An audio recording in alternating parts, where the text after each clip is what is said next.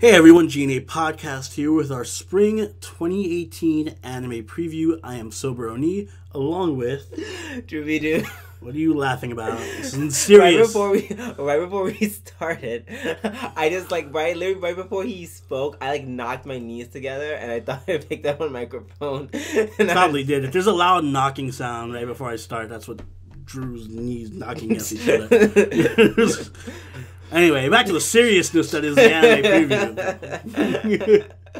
You guys haven't already seen it. We do also have our weekly podcast up. It's a bit shorter this week because shows are ending, so there's less stuff to cover. But if you haven't seen it, go watch it after this. And for now, let's move on to our spring preview. First up, we have 3D Kanojo. Hikari Susui is a high school boy who's... I forgot we had to read these fucking things. Yeah. Is a high school boy who is satisfied with the virtual girls he encounters in anime and games. He does not have many friends and he lives on his own world. One day he is stuck on pool cleaning duty when he is approached by Iroha, a real girl, in quotes, who is showy and popular with boys. This is done by Hood's Entertainment. No... Well, Hood's Entertainment did do a couple of good things. A lot of fan service stuff. All the ecchi shit. Yeah, they did Seikon no Quasar, Princess Lover OVA. Was the Princess Lover OVA the hentai OVA? Did they do the hentai OVA? Yep, they did the hentai OVA. Yeah, so they have a lot of experience with Mysterious Girlfriend X. Yeah, they have a lot of experience with ecchi stuff. A lot. I think that I would go as far as saying that's their only experience. They did do a lot. Yeah. They did some Vanquish Queens. Is that Queen's Blade? This has become more about Hood's Entertainment than it has been about 3D Kanojo. But that's because I don't really care that much about 3D Kanojo. Based on the trailer, at least, it didn't look too... Yeah, it didn't look too riveting. It was kind of like your generic romance. Yeah. This was the girl with the... Yeah, it was kind of like your generic romance. It was a little bit of a kissing here and there and stuff. It didn't look too overtly fan servicey. So... I'm guessing this is not going to be as fan servicey as their usual stuff. I think this is their attempt to actually try doing romance. This is not straight up porn. So if you're disapprove, if you're into romance minus the porn, then maybe check it out. So no one. This is like if a porno director decided to do a fucking romance film. Anywho, next up is Aikatsu Friends by Bandai Namco Pictures.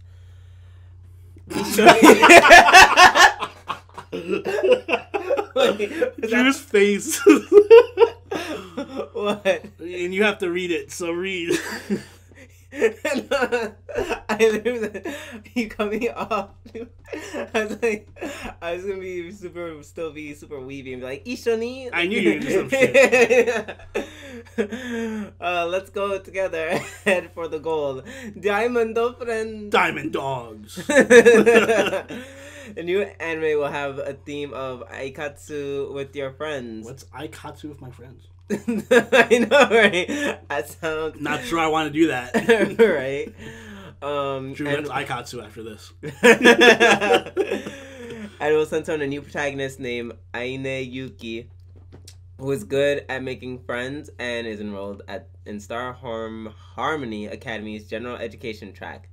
She befriends Mio Minato, the school's top idol, and becomes an idol herself. So we're definitely going to watch this one, guys. This is definitely top priority on our list of shows to watch, except it's not because I have never seen Aikatsu, and I don't plan on starting it now.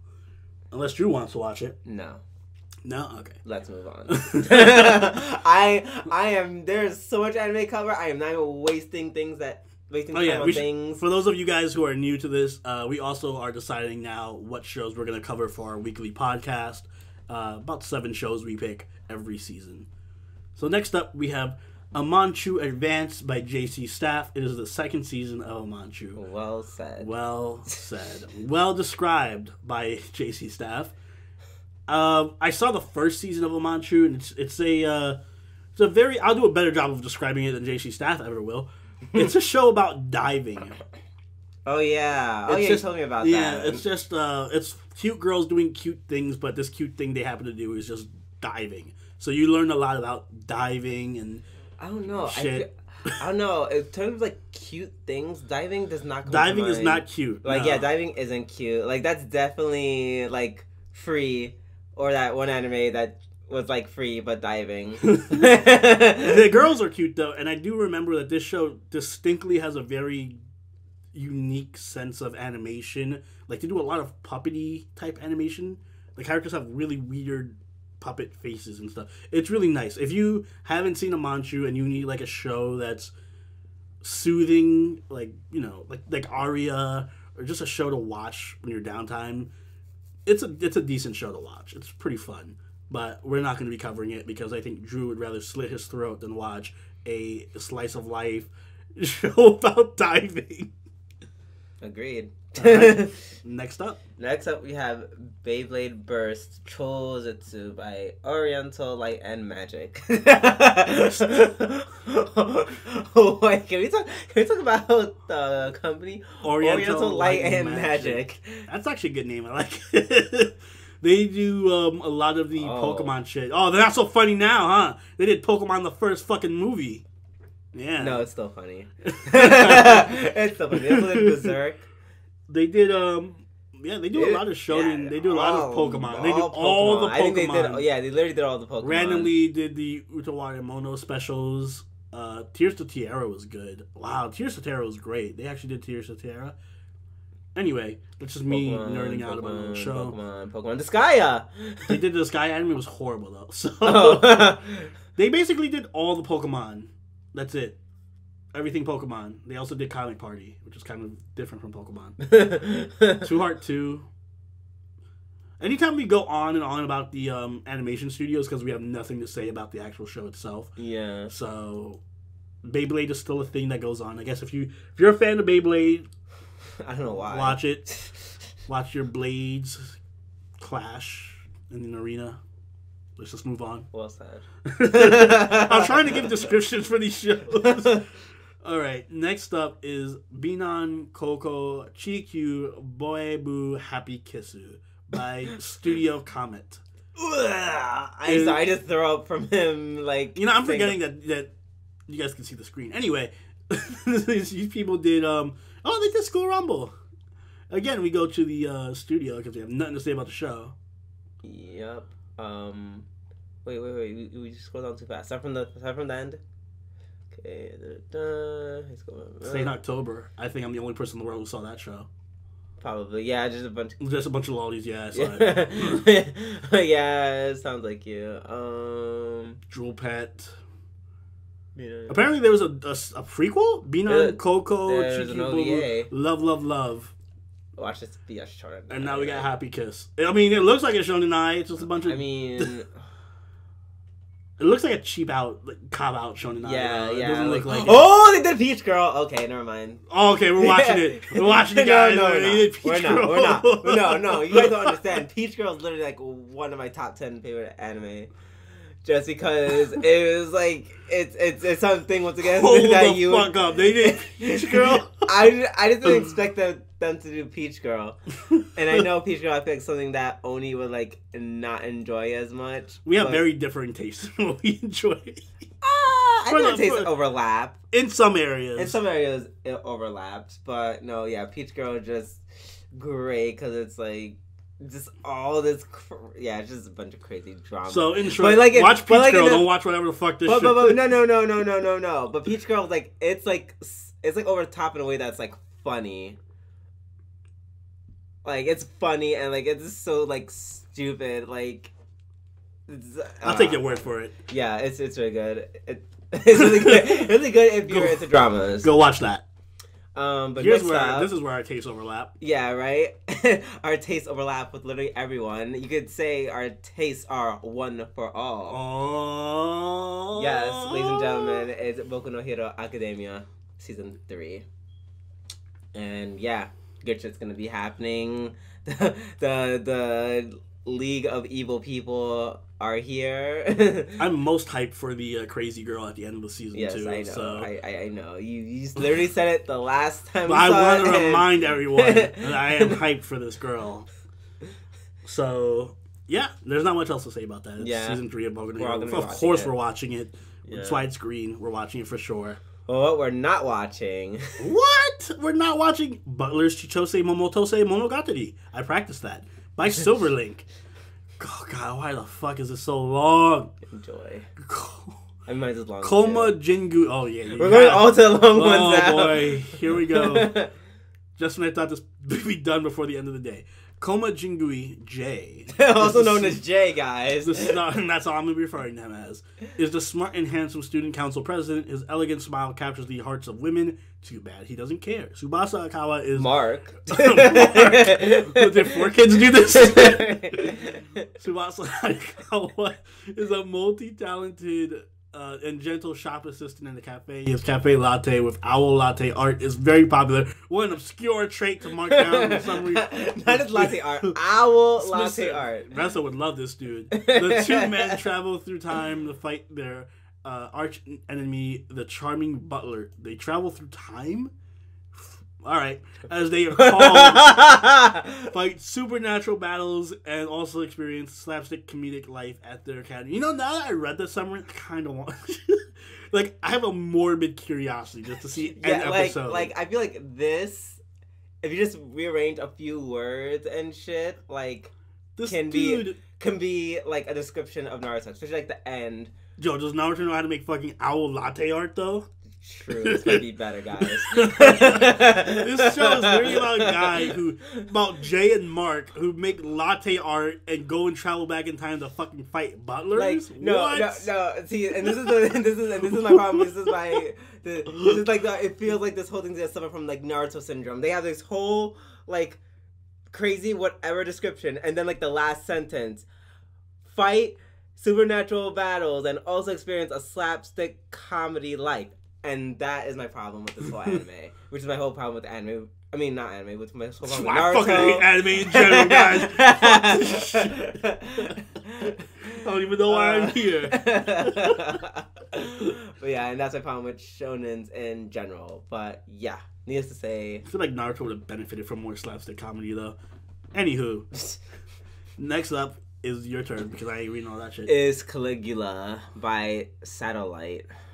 Okay, we got like a mini, I know we have like essay here. No, we have like yellow borders on it. I'm like, why do you put yellow borders on it? Because we were contemplating it. We were contemplating it. I'm just wondering why. I guess we'll find out after we read. Mm-hmm. The Caligula effect is set in a virtual reality program known as Mobius, created so that people can escape pain in their lives and live in an idyllic high school setting, forced to live out their 3 years indefinitely. The main protagonist is one of a group who realize that they're in a virtual world and form the Go Home Club, a group dedicated to escaping from Mobius and its godlike overseer program, a vocal program called I can fix this way. Muse. Muse? I think so. I only know that because of Love Live. Yeah, it actually might be Muse. I almost had it confused for Sigma. They oppose the Ostinato musicians, a group who supports Mew and sees the Go Home Club as traitors. I didn't know Sword Art Online was getting 2 anime this season. I didn't know The Matrix had an anime. So I'm trying to remember the trailer because we did see the trailer for this and it looked kind of interesting. Why did we? I don't know. I feel like we have to watch it one more time. We will not do that because we can't because we'll get copyright strike. Oh, but, no, not here. After the video, of course. But no, I mean, it looks interesting. I'm just trying to remember the trailer because me too. We saw like 4 trailers that were all the same. It was just like super edgy, fucking kids killing each other. There's a lot of that this season. Yeah. That's a running theme through the seasons: kids killing each other in super edgy ways. So. But this looks colorful enough for it'd be interesting. Oh, this was with the girl with the white hair and stuff. I remember. Oh, yeah. Okay. That makes sense now. It's a maybe.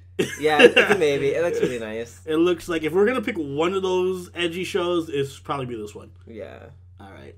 Next up, we have Captain Tsubasa 2018 by David Production. Remake of the first series. Tsubasa Ozora is I was like, it's not that hard. Is an 11, too many O's. Is an 11-year-old elementary school student who is... He's an 11-year-old? Alright, whatever. An 11-year-old elementary school student who is deeply in love with football and dreams of one day winning the FIFA World Cup for Japan. He's good luck beating Brazil. He lives together with his mother in Japan, while his father is a seafaring captain who travels around the world. Tsubasa Ozora moves to the town of Nankatsu. Nankatsu. Like, I'm like off my game. Why are you making this so much harder? Nankatsu, to increase his skills as a soccer player. He's challenged by the super... Oh, God. I did not expect that. The super goalkeeper, Genzo Wakabayashi, he then agrees to compete and see who was the better soccer player there. Wow. Okay. No. All that to say no. I know, right? Like, if you're into soccer, go for nuts. It. I've never seen Captain Tsubasa. I've also never seen Japan beat like half of the soccer teams. So, not that I follow soccer, so I don't know. Anyway, next up is... Please scroll up. A little bit more. Oh, okay, great. Sorry, the microphone is literally like blocking like half the my view. screen. Yeah. So next you have Comic Girls by Nexus. The manga story centers on the 15-year-old high school student and manga creator Kaoruku Moeda. Oh, wow, that's a mouthful. That's like a really weird name. Who uses the pen name Chaos. I would use that pen name too if my name was fucking Kaoruku Moeda. Right. At the ranking at the bottom of the reader survey, Kaoruko's editor recommends that she enters an all-female dormitory for manga creators. Kaoruko's roommates are shoujo manga creator Koyume Koizuka, teen romance manga creator Ruki Irokawa, and shonen manga creator Tsubasa Katsuki. Oh, is that what TL stands for? Teen Love? Yeah, I guess so. Sorry, I was referring to the trailer, guys. Yeah. The girls support each other as they work to become better manga creators. So I like the premise of this show. I told them to don't even bother fighting for this one. I don't want to fight for it because there's so many other good shows this season. I'm going to watch this on my own personal time. I know you will. I definitely will because I like the concept of manga creators living together and they all do different It sounds like Bakuman, but like with less plot and more pandering. So it sounds like a more boring version of Imoto Sae. We'll see. We'll figure it out. I'll figure it out because I'm going to watch it. Next up, we have Cutie Honey Universe by Production Read. Honey Kisaragi appears to be an ordinary girl attending St. Chapel Academy, but in reality she is the warrior of love, Cutie Honey, a superpowered android created by Dr. Kisaragi. Honey and her allies investigate evil schemes of Panther Claw. Oh shit, Panther Claw. A criminal secret society, but Honey doesn't realize that the leader of Panther Claw is already closer than she thinks. Wait, you mean it's not Dark Tiger? I was just going to say, that sounds a lot better than Precious. Precious and they're Dark Tiger? Dark Tiger from Precious. The only lasting memory I will have of Ginno Guardian is that. Oh, I didn't know this was ecchi. Does it say ecchi? Oh, it does. It is ecchi. Well, Cutie Honey, I think, yeah, it's an ecchi series. Oh. I've never seen Cutie Honey. Not too interested in seeing Cutie Honey. Yeah, right. Like I'm like, oh, it's ecchi. That's nice. Let's move on. Yeah. Oh, this is the other trend of edgy shows with kids killing each other. Jesus, this was the god. Speaking of Devil's Line, by Platinum Vision. Tsubasa, a college student, is rescued from an attack by a devil vampire. One of many vampires that can blend in among the human population. Enzai, her savior, is a half-devil who exploits his supernatural gifts as a member of a shadowy police task force that specializes in devil-related crime in Tokyo. As Enzai continues to keep guard over Tsubasa, the two quickly forge a tentative bond, one that Enzai fears will test his ironclad rule of never drinking human blood. Is this Tokyo Ghoul? What the fuck? Oh, is that That's literally like half the plot of Tokyo Ghoul. I literally was gonna say, okay, this is shows for people who are too lazy to watch Twilight, and then Blade. Guys, so watching this, go watch Twilight, then watch Blade, and then go watch Tokyo Ghoul. Yeah, right. You right. get all the plot points. Kinda... I'm actually curious what Platinum Vision does, because this kind of looks nice to look at. So, oh, they didn't do anything. Oh, they did see. How dare you talk bad about Platinum Vision? They did Sayuki Reload. Oh, so no wonder why there's so much blood and gore. That explains. There's gonna be blood fucking everywhere. Blood splatter everywhere. Oh, man. I'm gonna not watch this. But, I mean, it definitely could be one of those shows that ends up being decent. I'm not gonna write it off. It didn't look too horrendous. Although there is a high chance it's going to be edgy for the sake of being edgy and then just be like that show of the season. Yeah, I'm not holding my breath. Yeah. Especially when Tokyo Ghoul is airing this season. So, I feel like if people want all that, they're just going to watch Tokyo Ghoul. Alright. Next up we have, this show. Dorei-Ku, speaking of smutty shows. Dorei-Ku the Animation by ZeroG. What if you could enslave anyone you ever wanted? Well, this comes close. This is like a pitch to me, a sales pitch. The SCM lets you enslave anyone who's also wearing an SCM at a price. One must win over the other at the cost of anything in order for the other to become their slave. So we definitely said this might be like our trash anime. Yeah, we always watch one trashy show. They did Dive. Oh shit. Okay. So this is the anime company that's kind of been coming up lately. ZeroG? Yeah, ZeroG. Yeah, what was the one that was on the left? What? Like Tsugi something? Oh yeah. They did Sugumomo. Yeah. Which itself wasn't really that good, but the manga's good. And yeah, I mean they don't have much stuff under their belt because they seem relatively new. By the way, I don't think this is gonna be a good show.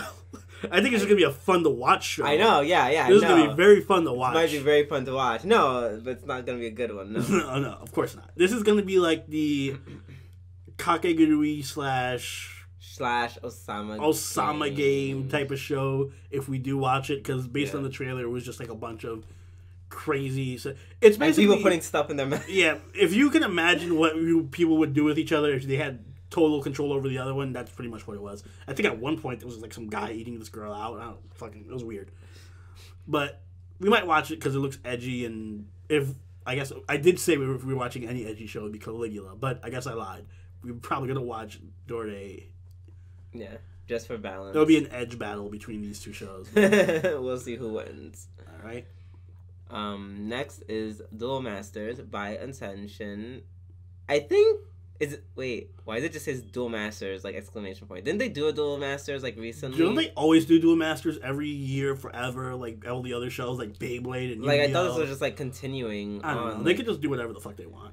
At this point. Well, I don't care because can we look at the Ascension? Yeah, Ascension. See if they did all the the more other recent ones.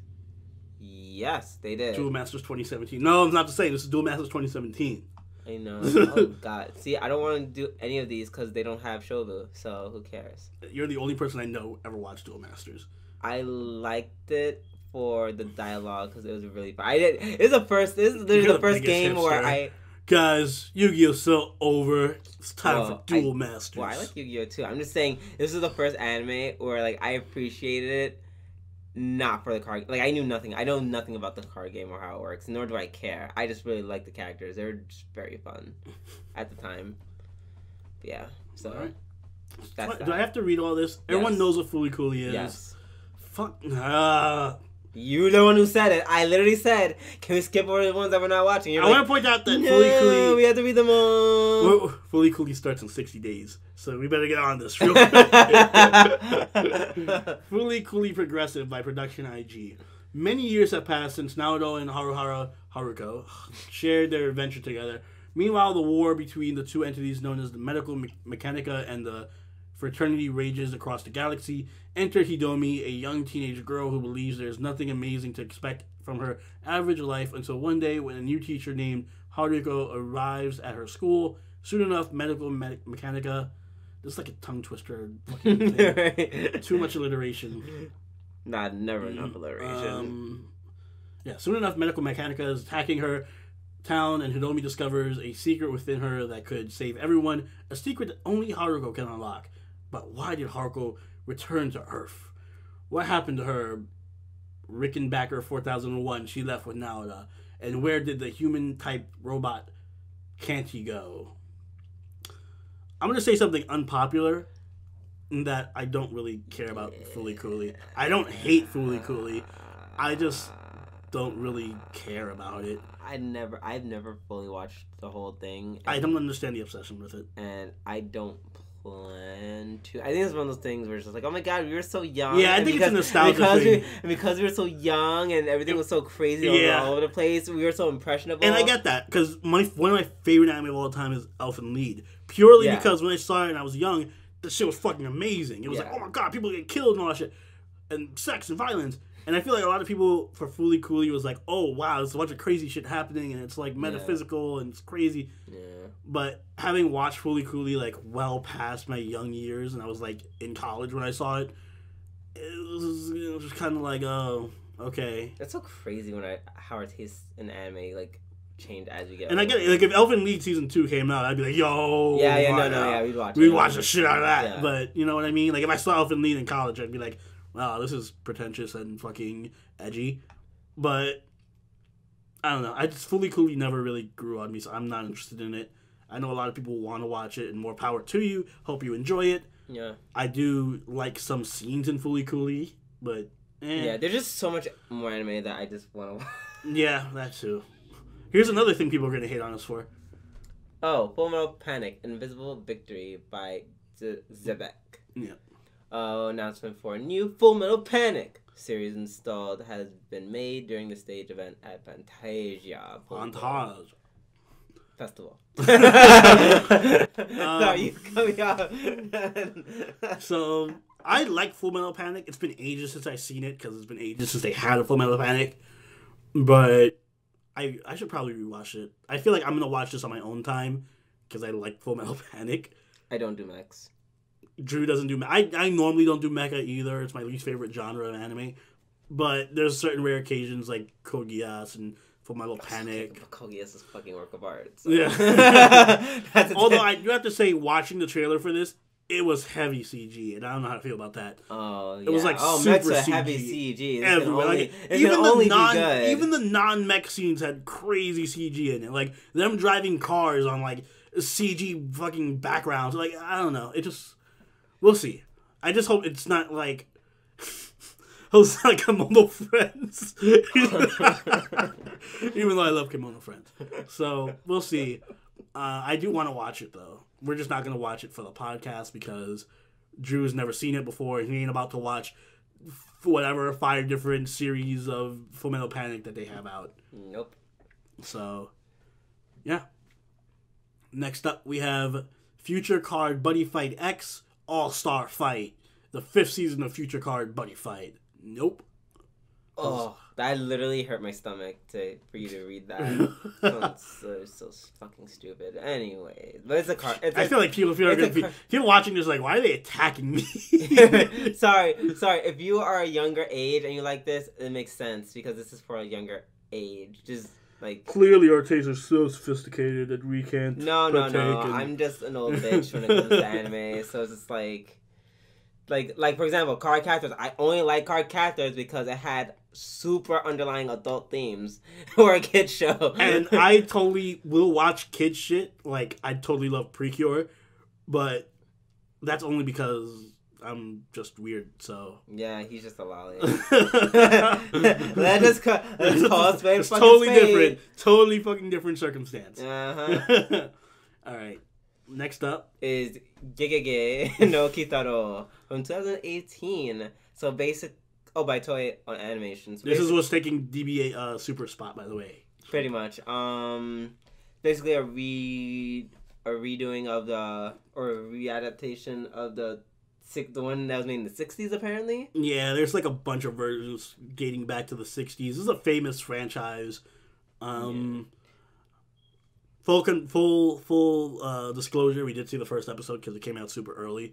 I didn't want to see it. But... Drew didn't want to see it, but I did, so I'll take the blame for that. I wanted to see it. Yeah. There was nothing else to watch. Yeah, pretty much. It was okay. Basically, I guess to explain the synopsis in a nutshell, it's literally about like, whoa, supernatural stuff happens, and when you send a letter in this really dark, creepy alleyway, a young boy named Gege no Kitaro comes and solves your problem. Yep, your supernatural problems in a very weird roundabout way. Like imagine a slightly more fun, whimsical version of Yu Yu Hakusho. Yeah, that's a good way of putting it. Less violent Yu Yu Hakusho. I think it was good. It does a good job of blending comedy and like it's a good dark comedy. Like there's some stuff that happens that's really fucked up. Like people fucking turning into trees. But the opening scene with the guy just like, subscribe to my channel. Yeah, that was like the Logan Paul riff. Yeah. Totally a fucking riff on Logan Paul. That was pretty. Hey guys, look at this seal on the rock. I'm gonna fucking take it off. Subscribe to my channel. That part was cool. Party the forest. It does a lot of really good dark comedy. And if you like dark comedy and you like yokai and whimsical stuff and it's like fantasy, then definitely watch it. I don't think we're going to be watching it just because there's so much other stuff this season to watch. And we only watch like 7 shows. Yeah. Because it's all we have time for. But definitely not a bad show. I highly recommend it if you do like yokai and fantasy. All right. Right. Next up is Ginga Densetsu Dienue Des Kaiko. Mixing my Japanese and my German. In humanity's distant future, 2 interstellar states, the Monarch Galactic Empire and the Democratic Free Planets Alliance, are embroiled over a never-ending war. The story focuses on the exploits of rivals Reinhard von Musel and Yang Wen-li as they rise to power and fame in the Galactic Empire and the Free Planets Alliance. I really forgot what this is about. This is Legends of the Galactic Heroes. I've never seen Legend of the Galactic Heroes. I heard it's really fucking great and amazing and all of that. And I'm sure it is, especially because Production IG is doing this one. But I don't have any history with the show, so I'm not going to jump into it right now. Also, it feels like this is that type of anime you would need a lot of. This is just for the dedicated fans, I think. It's not like an entry point for somebody who's never seen Legend of the Galactic Heroes. So I literally don't even remember the trailer. Right? Cool. Next up... let's see, Golden Kamui by Geno Studio. Oh, this is a dark horse, I feel like. Yeah, this is definitely one of the dark horses. In the early 20th century, Russo-Japanese war veteran Saichi Sugimoto scratches out a meager existence during a post-war gold rush in the wilderness of Hokkaido. Huh, what a sentence. That was one sentence, guys. When he stumbles across a map to a fortune in hidden Ainu gold, he sets off on a treacherous quest to find it. But Sugimoto is not the only interested party, and everyone who knows about the gold will kill to possess it. Faced with the harsh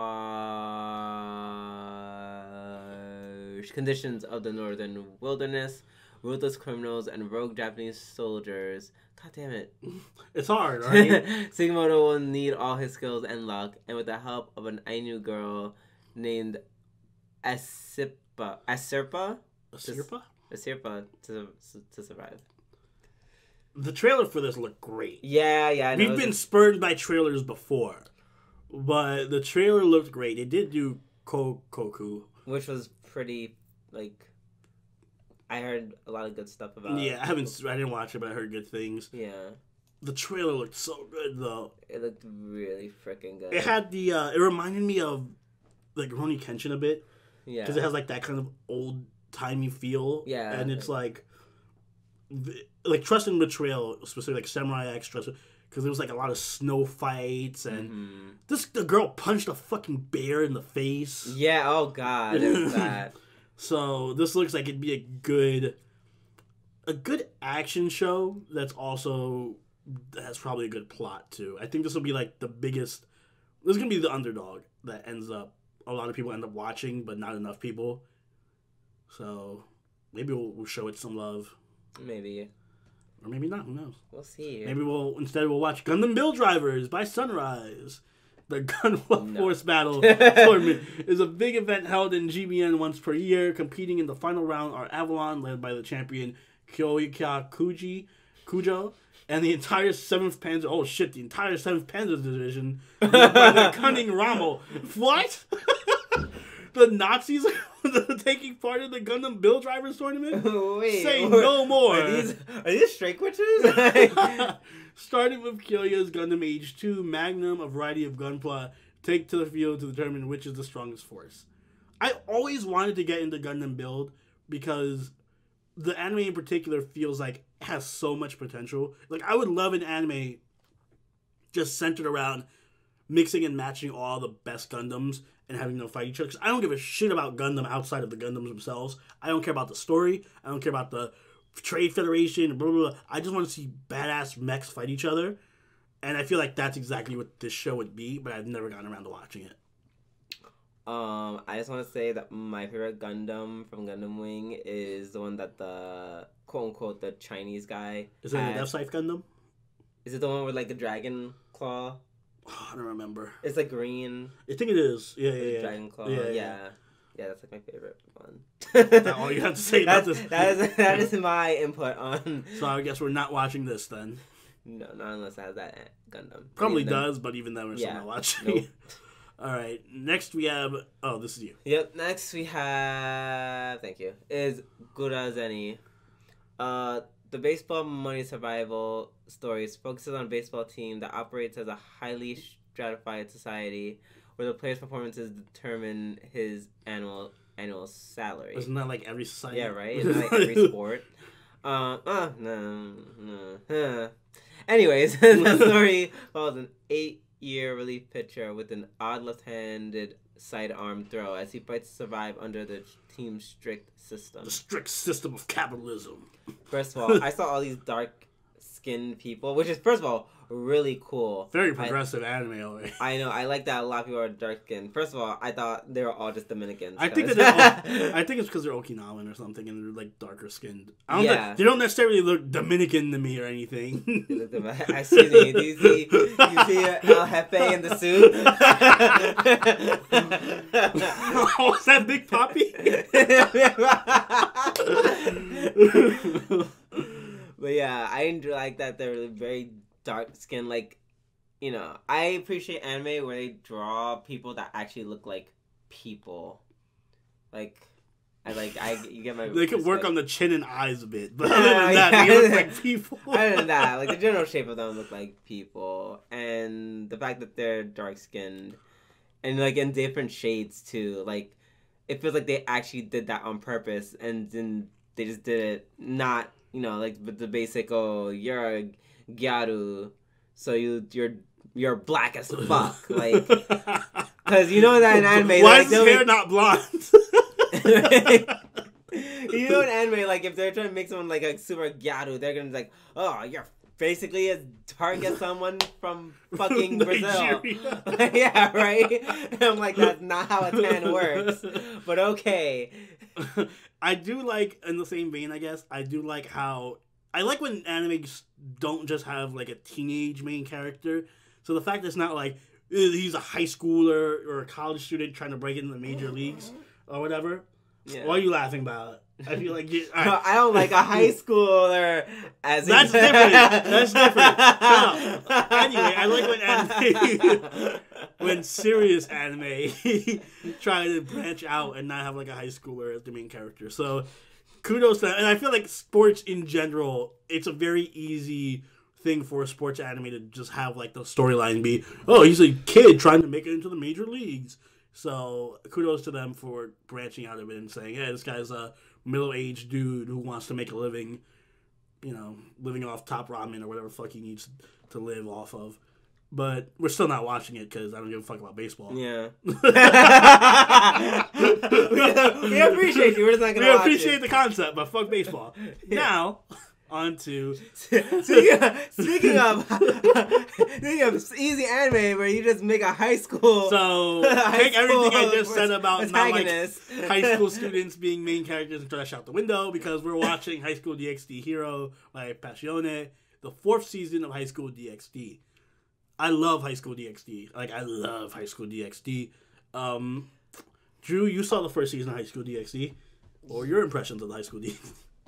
I hate to say it, but it is actually an ecchi, or just like, oh, this actually isn't that bad at all. It's funny you mentioned the whole Kenichi thing, because I actually think it has a lot of strong resemblance to Kenichi in that it's like has an overarching story and it's good for action, but it also indulges in a lot of ecchi more than Kenichi. But yeah, no, Kenichi does do. Kenichi does do a fair bit of ecchi stuff. I don't remember I don't know how much they committed in the anime. I know in the manga, half of their like cover posters, they're like, we're basically naked, but it's martial arts.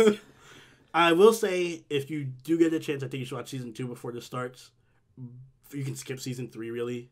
I'm like, wait, this starts in 8 days. You got this. Yeah, sure, it's only enough time. Anyway, we're gonna watch. I guess that's what we're doing. Yeah, but yeah, we're totally gonna watch this because it's worth watching, and more people need to enjoy Highschool DxD. Give it a chance. Get over the ecchi. It's just as much shonen as it is an ecchi show. So, yeah. Yeah. Now, speaking of which, this is gonna be great. Hinamatsuri. Yes, I had that. Is that right? Hinamatsuri. By feel. Period. I don't know why they have the just period feel. There. Right. The comedy manga centers around a superpowered girl named Hina and Nita, a young member of the Yakuza. Hinata suddenly appears in Nita's room and threatens him with her extraordinary powers. However, they end up living together. I literally don't even want to say anything. I just want to tell you guys, watch the fucking trailer. Yes, just watch the trailer, guys. We went from not knowing anything about this show and not caring to making it a lock-in. We're definitely going to watch it this season because that trailer... That one scene in that trailer is specifically, it was like, nope. It's just like with Keikai Sensen when we first watched it. Yeah, it was like the trailer was so good. We watched the whole first season and then watched the second season of it during the time it was airing. This was like that type of trailer where it's like, well, guess we're watching this now. Yeah, so I'm very much looking forward to this show. Yeah, it's literally like just this. Like 2018's version of Kobayashi Maid Dragon. Yes, it definitely had Maid Dragon feels. So, watching it. Next up, we have Hisone to Masotan by Bones. Straightforward and innocent Hisone Amakusa, trigger, is a self-defense force rookie station in the self-defense force Gifu base. She was struggling with the fact that she sometimes hurts people unintentionally by her innocent words and decided to join. Apparently, they're not so innocent. Yeah, right? Decided to join the Air Self-Defense Force, hoping to maintain a certain distance from people. Okay. This decision led her to a fateful encounter with which profoundly changed her life. It was the OTF Dragon hidden in base, and it chose Hisone as his pilot. When it soared into the sky with Hisone, her fate as a dragon pilot was decided. It is said that dragons have a key to the future of the world. So I just want to say, like, when you say innocent words, I imagine, like, she's going up to, like, you know, a family who just lost someone and, like, wow, your father was an incredible pilot. It's such a shame he died. Yeah, I was thinking a little bit. I was going to be like, she walks up to somebody who's, like, has, like, a nice, like, a clothes or whatever, like fancy clothes, like, well, those clothes look great. Too bad about your ugly ass face. like,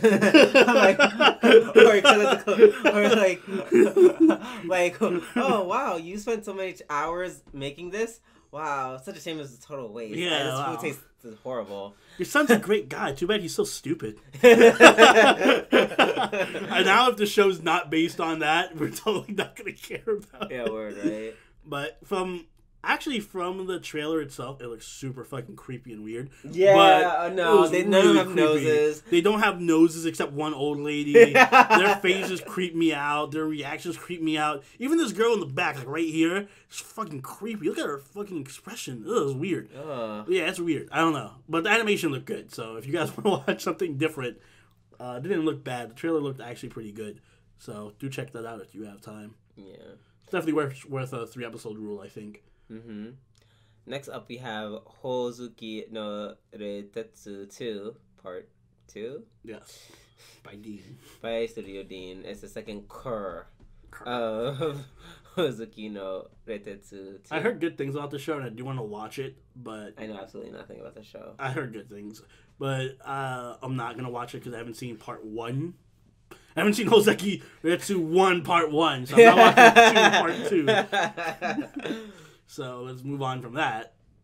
Next up, we have Inazuma 11 Aries no Tenbin by Oriental Light and Magic. Ooh. Yes, the story is set after the first Inazuma 11, but it will take place in a parallel world from all other the Inazuma 11 multiverse.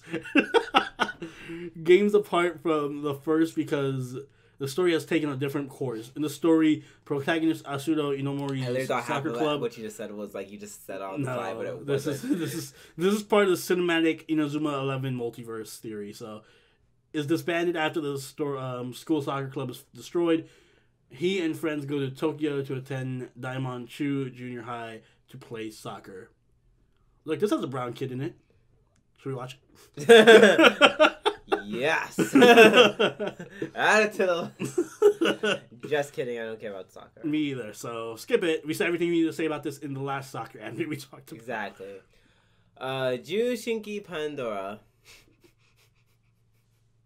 Speaking of mechs I don't want to watch. Oh, yeah. In the year 2031, experimental energy known as the quantum reactor, very original, it is created to help alleviate the problems stemming from Earth's dwindling fossil fuel reserves. Unfortunately, the quantum reactor goes out of control, exploding and bathing the world with unknown energies in the incident known as the Shoryu crisis. Shoryuken crisis. Shoryu... garlic beef? What I had last night. Very that delicious. was great. Much better than the show. Right? As a result of catastrophic thank you. Catastrophic environmental changes that follow, humanity is pushed to the brink of extinction, and strange new organisms, part organic, part mechanical, known as BRAI, emerge. Oh, great, another paragraph. 7 years later, that was only part 1. Lian Lao. Now you gotta read the sequel. Yeah, right? Part 1. Wait, this isn't part... Season 1, part 1? 7 years later, Lian Lao, one of the scientists at the center of the Shoryu garlic beef, is living in the wilderness near New Shoryu, one of the last remaining human cities. Leon has entered into a family contract with Chloe Lau, and together the two of them research their own methods of combating the Bri threat. The whatever. Right, take a drink of your water. All that to say, we're not watching this. I know I ran out of iced tea, but we're not watching this. It just looked weird and generic-y. So I don't like the guy's hair. We don't like. Oh yeah, the guy's hair was fucking weird. I don't like that shit. Not at all. I have none of that. So pass. Next up, we have Kakurio no Yadomeshi by Gonzo. The series centers on a female college student named Aoi who inherited the ability to see spirits from her late grandfather. Aoi prides herself on her cooking, and one day she's feeding some agricultural spirits when suddenly a god and the master of the Tenshiya Heavenly Inn appears and takes Aoi away. He says that due to her father's debts, she must become his bride. Aoi hates the idea and instead declares that she will... I read that totally wrong. Declares that she will pay back her grandfather's debt by working at the Tenshiya. See, I saw like this. I don't know if you can see, but pay is kind of Yeah. this, I said it said gay, and it would have been a much more interesting premise if it was. Oh my god. She'll become gay. Would have Right. been a much far better premise, but no. No, that's not happening. It's just a bunch of really pretty boys. This is your standard fare, like otome game style show where it's one girl, her harem, sexy demons all kidnapping her. Which I don't know. That's a weird premise for me. I don't know why so many like otome games have that premise where like main characters kidnapped by demons and shit, and they fight for her affections. Is that like a fantasy for women? Be kidnapped by monsters. I don't know. I'm not a woman. Let us know. Sloan, let us know. you represent all women on this matter. All right. Next we have Kirato. Oh no, this is you. Yeah. I was like, I remember this too. Kirato Pri-chan. Are you supposed to read the star? Yes, it's Kirato Pre-Star Chat. Whatever. Anyways, first year middle school girls Mirai Momoyama and Emo Moegi are two aspiring idols who decide to use the Pre-Star-chan system, a system used by famous people and companies to broadcast content. So they use YouTube. Yeah, right? Like many girls starting their own channels and uploading content. Literally YouTube. The pair decide to become their own producers, starting their own channel in an attempt to become Pre-Star-chan idols. So I guess this is like a YouTube how-to anime. So if you're curious about being a content creator, guys, and you want to know how to break into the industry, just watch this show, and I'm sure it'll teach you all the information you need to know. Yep. Make sure you're a cute anime girl, though. Damn. I think that limited 99% of our audience. Oh. I was at 99, not even 100. I'm holding out hope we have one cute anime girl watches our content. Alright. Next up, and we're not watching it. Next up is something I did want to watch, but we're totally not. Last period, Owari Naki Resen no Monogatari. The story takes place in a world where fantastic beasts called spirals are born from isolation. Fantastic beasts, and where to find them. Yeah. So those who can defeat the beasts are called periods. Okay. I feel like this is an allegory for something, but okay. Haru is an apprentice period who belongs to the Arc End 8th branch. However, after a mysterious theft incident, there's an economic collapse, and the Arc End headquarters abandons the 8th division, leaving only 3 periods left, including Haru. Haru and the other 2 periods, I'm so immature. Other 2 periods start their work to rebuild the 8th division.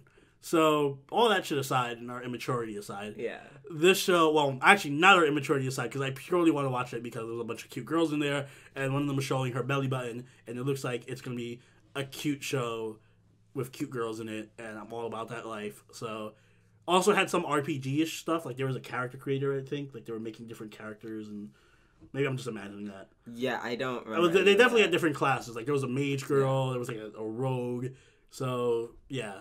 RPG stuff.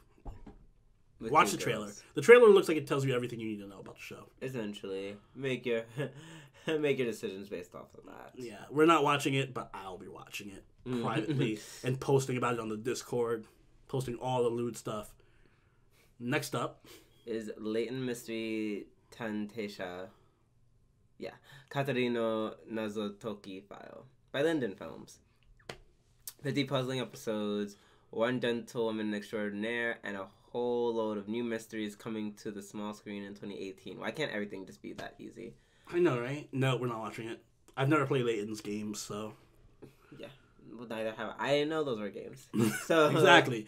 Next up, we have Lost Storage Conflated Waisos by JC Staff. The second season of Lost Storage Incited Waisos. Why can't all they be that simple? I feel like we're looking out this season, though, in terms of descriptions. Yeah, we are. Well, I don't know. Some shows either have nothing or they have fucking... paragraphs. Yeah.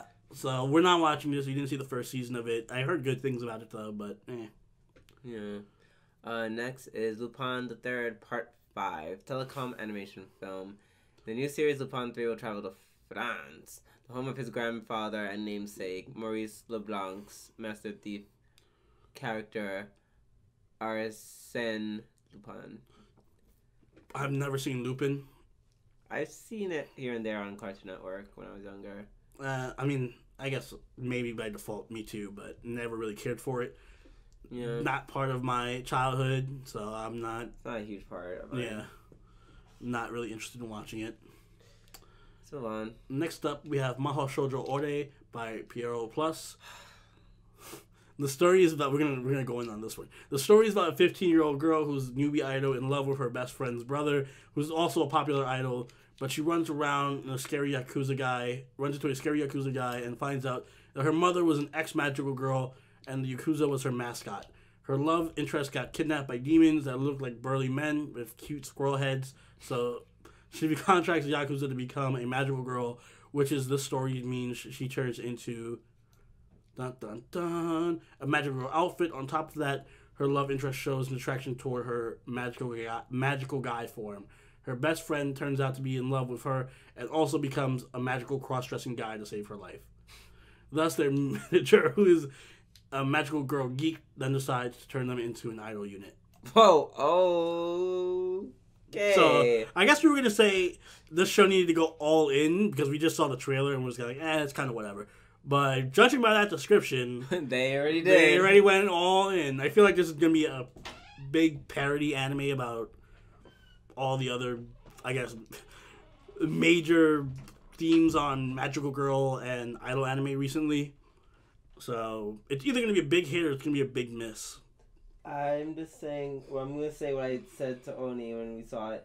It would have been, I probably would have been sold if they just made the animation for when they transformed into a magical boy. Like, if they went hard and just made it like JoJo. Like if they changed the art style and they had like JoJo faces and everything, it would have been great. Yeah.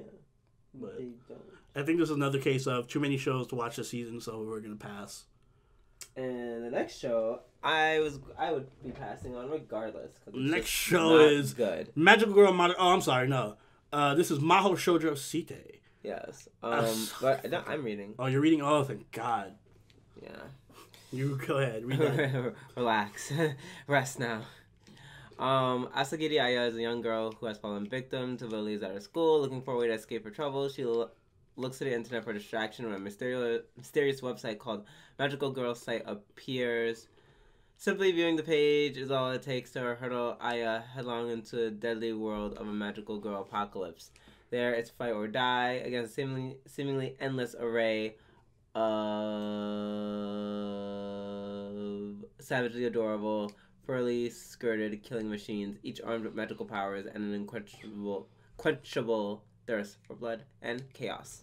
So this is done by Studio Production on or was it Dead on Arrival? Mm-hmm. That's what DOA stands for. And they literally. And they've done. Well, they did do. I didn't see this one. Was this like an OVA? This is an OVA. I didn't see the OVA. Anyway, that's irrelevant to the fact that we're now watching this show because it looks like the edgiest ripoff of. No, fuck it. It was so cute. Stop playing with Kyrie. This looks like the edgiest remake of like copycat anime based off of manga I've seen yet. So, I mean, if you really want to see an edgy magical girl show, go watch. So literally anything else. Well, no, I was just specifically recommend literally anything else. Magical Girl Raising Project because it's actually good. Oh yeah. But other than that, go watch anything else. So we'll pass. This is gonna be the Kyrie show now. Welcome to the Kyrie podcast. Okay. Next we have is Major Second by NHK Enterprises. Oh, right, this is you. Yes. Daigo is born as the son of Goryo, a father who is too great. His father is too great. That's the end of the sentence. His father is too great. What path will Daigo, who is burdened with great expectations, take in baseball? I don't care. Yeah, me neither. All right. Next up. Okay. Megalobox by TMS Entertainment. Aishita Nojo 50th anniversary project. JD participates in fixed boxing matches in an underground ring in order to live. Today he enters the ring again, but he counters a certain person. JD wants to take on a challenge that risks everything. That's vague, and I'm not into boxing anime, so yeah. Neither are you. Neither am I. So let's skip it. Okay, we got a few more shows to go through, so we gotta hurry this up. Next up, and I have to pee like a motherfucker. Damn, so many shows this season. Next up is Nil Anamarii no Tenbin by ZeroG.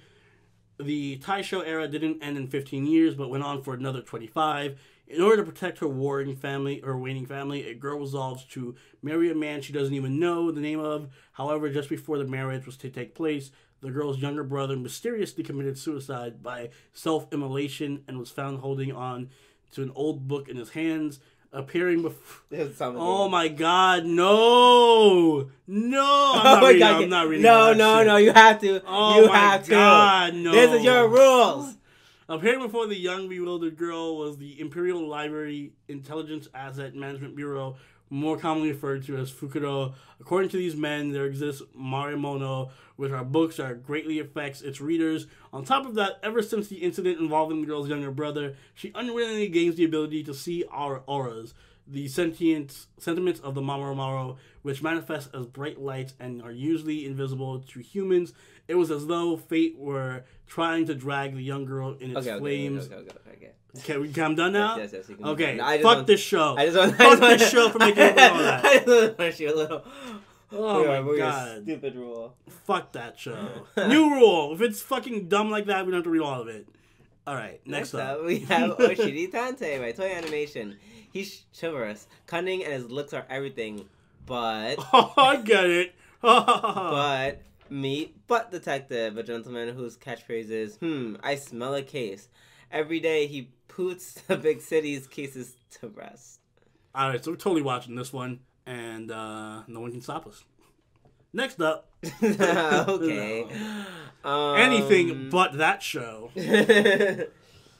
Next up, we have Persona 5, the animation. How long is this bullshit? Alright, fair enough. Ren Amamiya is about to just... Really? I can just say it's Persona 5. That's all the description you need.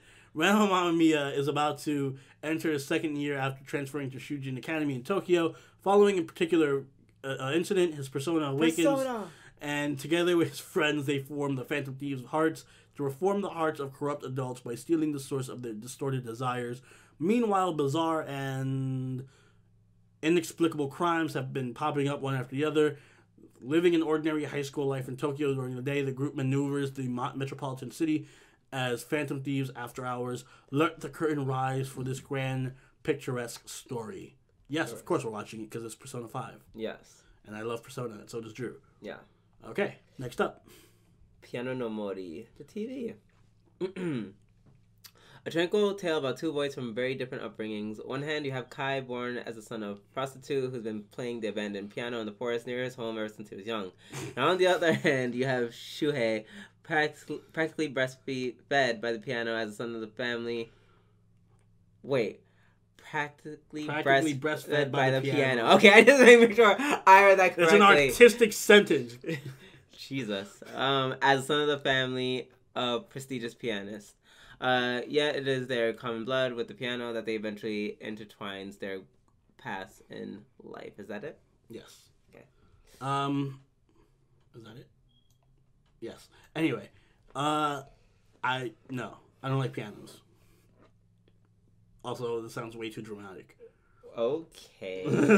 I'm like, I didn't know we had a thing against pianos. No pianos allowed, guys. I don't want to see any recommendations for piano shows. No, all seriousness though, no. I'm not interested in the story, and I don't think Drew's going to fight for it. No, absolutely not. Then. Next up, we have Puzzle and Dragon by Studio Pierrot. The story is set in modern Japan, following the growth of protagonist Taiga Akashi, an elementary school kid who wants to be a professional gamer someday.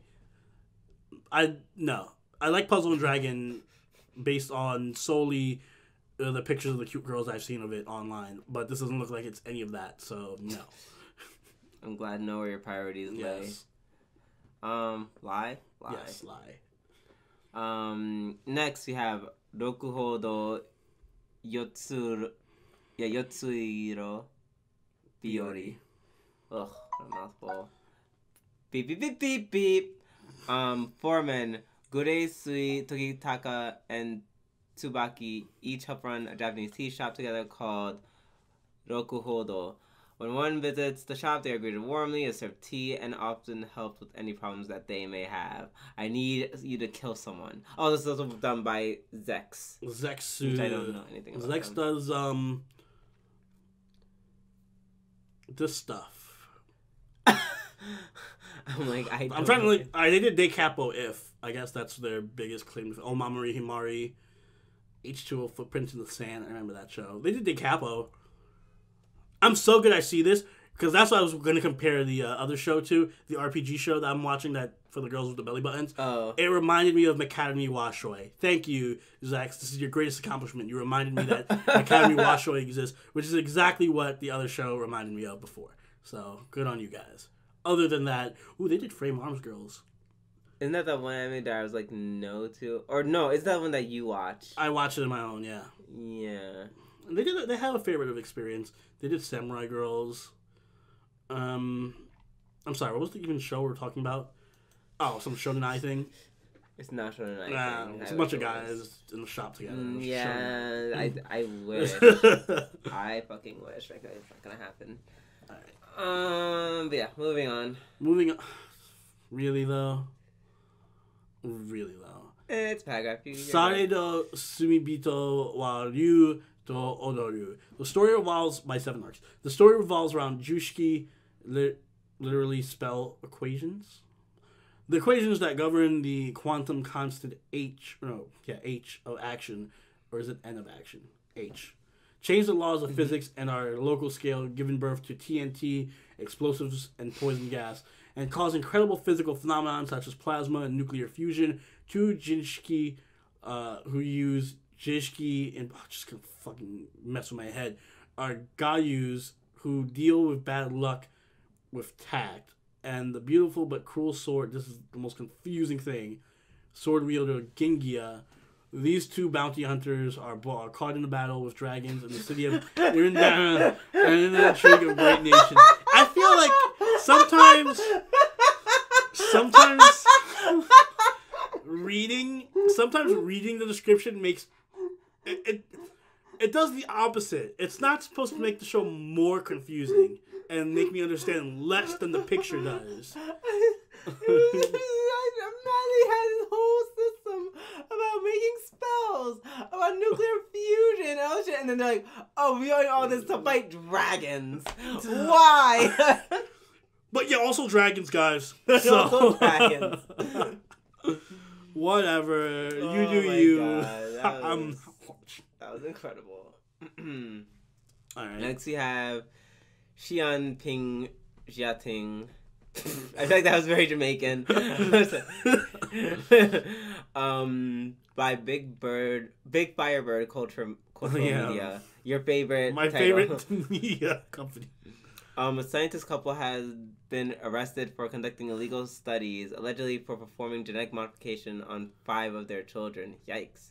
Youngest children, Danis, is the only one who grew up as a normal human and has become the only family member who has to tend to the rest of the members to try and find a medicine to turn them into normal humans again. Dog, human, plant gene, spiderweb gene, as well as mind reading. How will these family members who grew up in a laboratory survive in the outside world? Holy fuck, that's really dark. That's super dark. Based on just the trailer alone, we were kind of like, man, who cares? But that's dark as fuck. Jesus. Damn. Might watch this one, just to, not together, but separately. Yeah. Just to, I feel like this is. I don't know. I don't know how I feel about it because I'm after. That's an interesting premise. After whatchamacallit, Geno Guardian, like I'm reluctant towards Chinese anime. I don't like Chinese anime because Geno Guardian exists. Okay. But I'm gonna watch an episode or 2 on my own just to see. Might be good. I don't know. I know. In my mind, I'm hoping it's just like another version of like Interview with Monster Girls. Yeah. All right. Next up, we have Shokugeki no Soma San no Sara Totsugeki Reshu Hen, the second core of the 3rd season of Shokugeki no Soma. We didn't watch the 3rd season, so we're not gonna watch the second half of it. Yeah. Still a good show, though. You guys should definitely watch it. If you guys are keeping up with it, you should watch it. And then we have JoJo. Oh, no, it's not JoJo. That is not JoJo. We have Shoten no Ken Regenesis by Polygon Pictures. A mysterious man known as the King of Death roams the streets of pre-war Shanghai in this action-packed prequel to Fist of the North Star. Shanghai in the 1930s is a dangerous place. Foreign governments and Chinese factions have carved in the city into different quarters, each with its own laws and governments, and all rife for corruption. As the major powers vie for political control, the streets are left to local gangs. Life is cheap, and death is always near. In days past, one man worked these mean streets battling the forces of evil. He was only known as Yang Wang, the King of Death. Few know who he really was, but many knew that he was a master of Hokuto Shinken, Fist of the North Star, a lethal martial art. He disappeared years ago after dispatching the city's worst gangsters and is now rumored to be in Japan. Various people have come to Japan in search of him, but who will find him first? This could have just been summed up with prequel to Fist of the North Star. Yeah, really. With really shitty CG. Because it looked... Oh, yeah. It looked like... Yeah. You compared it to Appleseed. Yeah, we compared it to Appleseed. The movie from 2003 or whatever. Yeah. It looked worse than that to me. It looks like the Berserk CG anime had a baby with Appleseed and then beat it with a bat. And that's what it looked like. We at G&A do not condone beating domestic abuse. Yes, and which does include beating babies. Okay. Well, we're not watching it. Yes. But something that we are watching is... Steins Gate Zero by White Fox. The dark, untold story of Steins Gate that leads with the eccentric mad scientist Okabe struggling to recover from a failed attempt at rescuing Kurisu, who he decides to give up and abandons his lively scientist alter ego. He in pursuit of to forget his past. When all seems to be normal, he is seemingly pulled back into the past by meeting an acquaintance of Kurisu, who tells him that they have begun testing a device that stores the memory of a human and creates a simulation of them with their characteristics and personalities. Okabe begins testing and finds out that the simulation of Kurisu has brought back anguish and some new unexpected tragedies. Zero is a side story that explores events from the beta attractor field's future that contribute in making the end of the original story possible. I'm interested in this because Steins Gate is fucking great. If you have not seen Steins Gate, you gotta go watch Steins Gate. It's one of the best sci-fi anime ever created. Yeah. Do yourself a favor and watch it. Yup. Don't watch its horrible, like, ugly cousins, like Chaos Child. Yeah, don't watch Chaos Child, but watch Steins Gate. Speaking of things we are not watching, Sword Art Online Alternative Gun Gale Online by Studio 3HC. The story follows Karen Kohiruimaki, a 183 centimeter tall... Oh, that's 6 feet. Jesus Christ, okay. College student. I was like, is this a woman? I was like, 6 foot tall college student who is insecure about her height and is bad at dealing with people in the real world. She enters the world of Gun Gale Online with her avatar Ren, who is less than 150 centimeters, which is 5 feet tall, and wears all pink. She meets a beautiful brown-skinned female player who goes by Pito Hugh. Can you not? I thought we were being diverse. We are. So, right. So 1 point for Gun Gale Online. Yeah, I don't know why you're like brown-skinned. Oh, I said it positively first of all. They hit it off, but one day, Pito Huey pressured her to participate in Squad Jam. A team battle royale variation of the Bullet of Bullets tournament, which is literally something they had in Sword Art Online, so no. I want to watch it. I'm going to watch it personally because the main character is a loli, and I love lolis. Also, both girls in the picture look really cute. And the one problem I had with Sword Art Online, well, the major problem I had with Sword Art Online is Kirito. And if Kirito's not in it, I'm willing to give Sword Art Online a chance. So I would give this spin-off without Kirito a chance. You know he's going to come back. He's not going to be in it. I don't care what anybody says. There's going to be one episode of this girl, and then she's going to die off, and Kirito's going to come back. No. Towards the end, they're like, we can't do it. We need someone to save us. Kirito just comes in with a sword. With his dick in his hand, like, I win. I beat the fucking monster. Everyone join my harem. No, we're not watching it, but I'll watch it on my personal time. Yeah. So I will also post about it on the Discord. Next up, we have Tadakun wa Koi wa Shinai by Doga Kobo.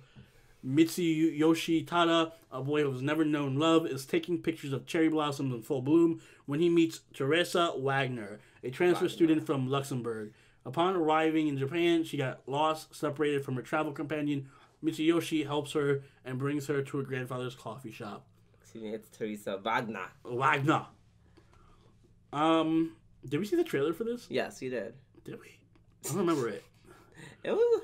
Was it like? It was alright. It's a romance. I can tell that. Yeah. Oh yeah, no. Yeah, you remember. This was generic.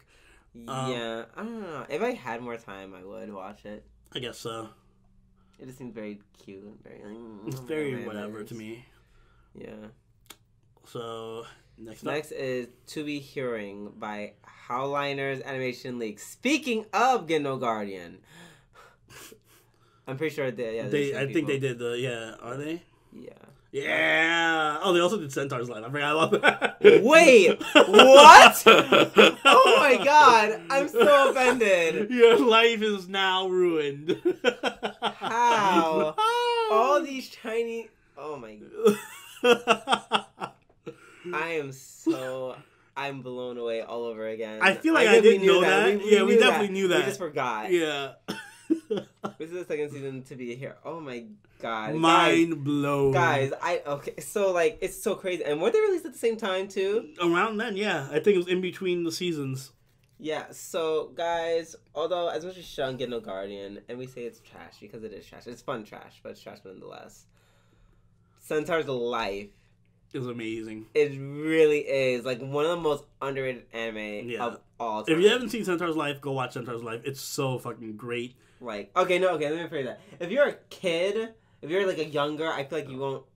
You won't get it, bro. But no, you will. You have to. It's a character study type of show. It's simply put, it's for like mature audiences. It's a kind of a deconstruction of slice of life where it's cute girls doing cute things, but they're all animal girls, like, and you're thinking like, oh, this is gonna be a cutesy show about cute animal girls doing whatever. Yes. But really, they're living in like a dystopian, super overly progressive society where it's like overbearing and like they have like thought police and like 1984 level bullshit. Yeah. But there's still cute girls doing cute things in this weird dystopian future where it's just super weird. You gotta watch it. It's super weird. Yeah. Like people who like. Yeah, this is for like very mature audiences. Yeah, there'll just be like girls playing whatever, like, we gotta watch a movie tonight. Meanwhile, like across the street there's like snipers trying to overthrow the government and shit, and like it's super political. But if you haven't watched it, go watch it. If you like things that deconstruct genre, then watch that. Next up we have Tokyo Ghoul Re by Studio Pierrot. I was gonna say that. We have Tokyo Ghoul Re! 2 years have passed since the CCG's raid on Antoniku. Although the atmosphere in Tokyo has changed drastically due to the increased influence of the CCG, ghouls continue to pose problems as they have begun taking caution, especially the terrorist group organization Allegory Tree, who acknowledges the CCG's growing threat to their existence. The creation of a special team known as Quinnick Squad. Oh my god, it's not one of these things. Oh my god. May provide the CCG with the push they need to exterminate Tokyo's unwanted residents. As humans have undergone surgery in order to make use of special abilities of the ghouls, they participate in operations to eradicate dangerous creatures. The leader of this group, Hai Sasaki, is a half-ghoul, half-human who has been trained by famed special class investigator Kisho Arima. However, there's more to this young man than meets the eye, as unknown memories claw his mind, slowly reminding him of the person he used to be. I've never seen Tokyo Ghoul. Me neither. So we're not watching this. Next. Yeah. Uma Musume Pretty Derby. Oh, God. By Psy Games. By the creators of Shadowverse and Grand Blue Fantasy. But mainly produced by PA Works.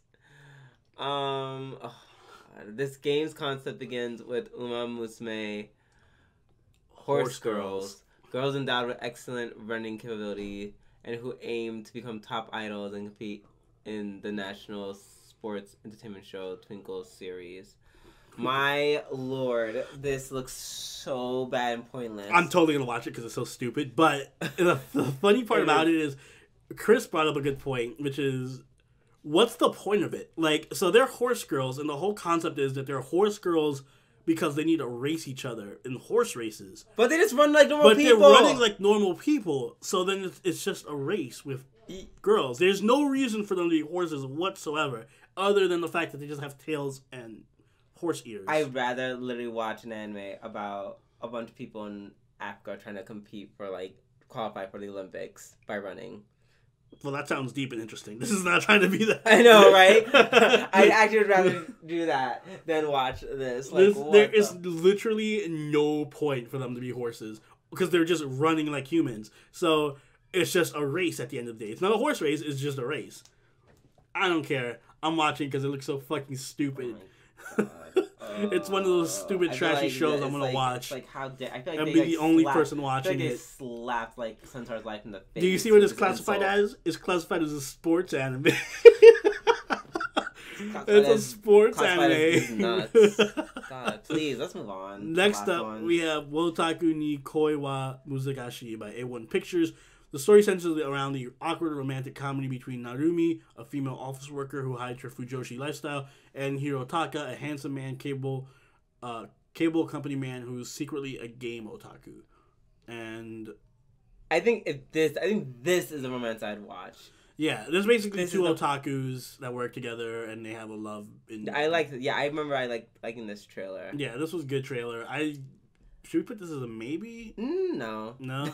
I'm probably gonna, if I have time, I'd watch this on by myself. Me too. I'll watch a few episodes to see how it turns out, but I like the trailer. Looked good. I like this type of comedy. Yeah. So, and obviously leftovers from last season. Card Captors. We're keeping Card Captors. Yes. And we didn't watch Darling in the Franxx, but we're keeping Card Captors and nothing else. So, now let's move on to the segment of actually picking what we're going to watch. Unfortunately, this is going to be really painful and really short because... Yeah. So we have most of what we want. We have Hero Academia, Card Captors from last season. What else do we have here? We have High School DxD Hero, 3. You skipped Hinamatsuri, yes. Yeah, no, I skipped it the first time. Yeah, it's because the border kind of blends in. Yeah. Persona 5 is 5.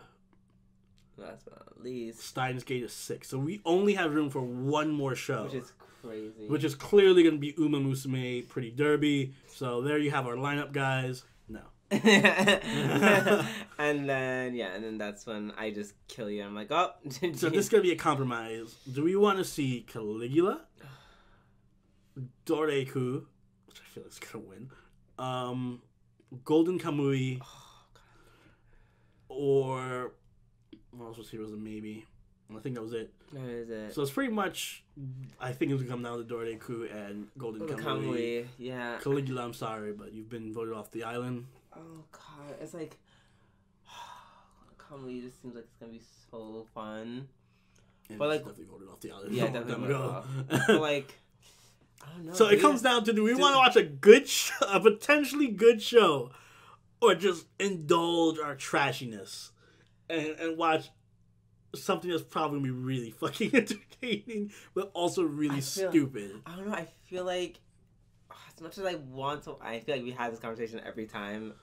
As much as I love to watch something really good, but like not having our anime to shit on week after week feels a little bit empty. So what is our schedule? I feel like what went wrong with Winter 2018 was that we didn't expect Fate Encore to be just as bad, almost as bad as fucking now it's on the game, as bad as that thing that we watched that we finished halfway. Ginga Guardian. Yeah, we didn't expect it to be almost in that territory, or even remotely close to that territory. Yeah. So, all right. Right now, we have our action show covered. We have Boku no Hero Academia, so we have action. We have cute with Card Captor Sakura. We do have cute with Card Captor Sakura. We have sci-fi. We have ecchi. We have ecchi. We have weird comedy with Hinamatsuri. And we have, what was the last show we have? Persona 5, which is more kind of sci-fi action. So really, Golden Kamui and Dorei-Ku both kind of work. They do, but one isn't going to be trashy, and the other one is going to be probably really. This is really tough. Good. This is really, really tough. Oh man, it's funny because there's people watching and you're like, why would you even consider picking a potentially garbage show over something that looked as brilliant as Golden Kamui? I know, right? So if they saw the trailer, they're probably like screaming at us like, what the fuck?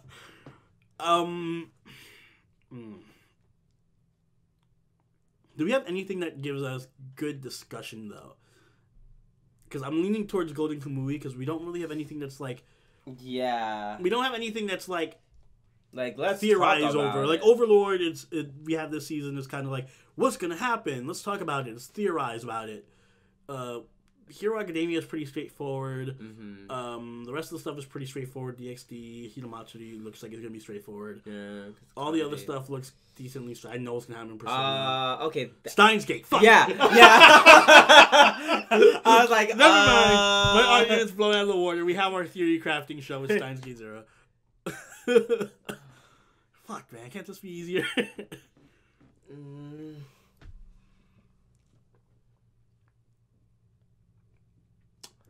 So I think I proposed either one or two things. A, because you and I seem to be helplessly deadlocked. Mm-hmm. A, we actually leave it up to the viewers to decide which one we want. I mean, fuck it, they're gonna be listening. Yeah, you guys are the ones listening to it anyway.